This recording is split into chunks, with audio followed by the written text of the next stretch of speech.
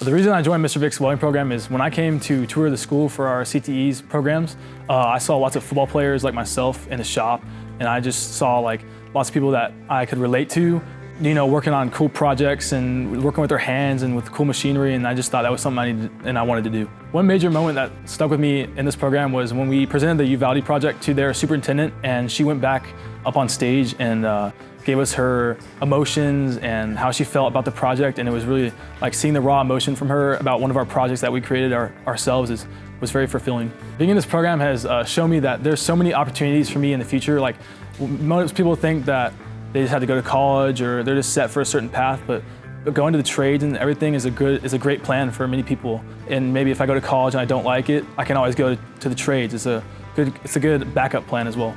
I prefer to work on larger community projects because just the impact it makes to the community and also the people around me, and also working with other students like myself and building the camaraderie within the group is just enjoyable as well, working on projects and having fun as well.